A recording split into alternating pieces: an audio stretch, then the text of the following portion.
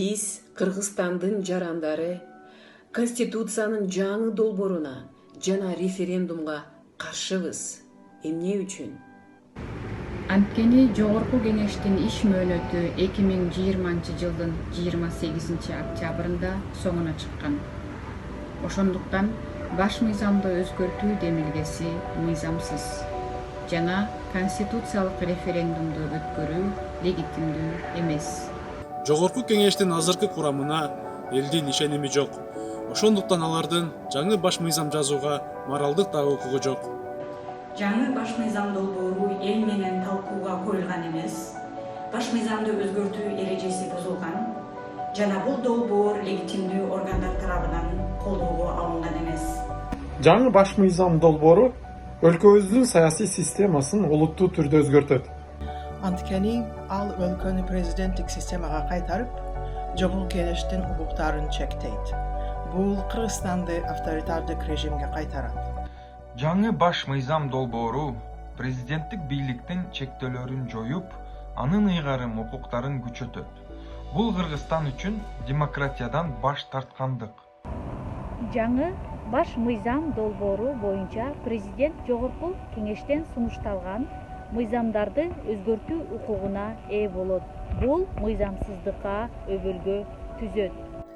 Жаңы баш мыйзам долбоору президентке өкмөттүн жана жергиликтүү бийликтин башчыларын, ошондой эле сотторду дайындоого укук берет.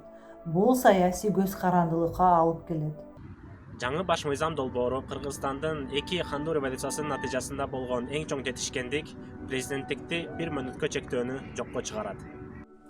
Элдик курултай деген ат менен президент жаңы бийлик бутагын чыгарып, өз бийлигин кеңейткиси келет.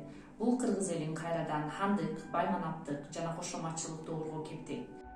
Жаңы конституция долбоору сөз эркиндиктерин чектейт. Бул саясий репрессияларга, талаптоонулорго жана цензурага жол ачат. Кыргызстанга азыр эптеп жазылган, чалаучу коңдолгон мыйзамдардын кереги жок. Кыргыз элибиз ушундай кыйынчылык маалда турганда биз үчүн ушундай кризистен алып чыгып кете турган күчтүү пландар жана долбоорлор керек.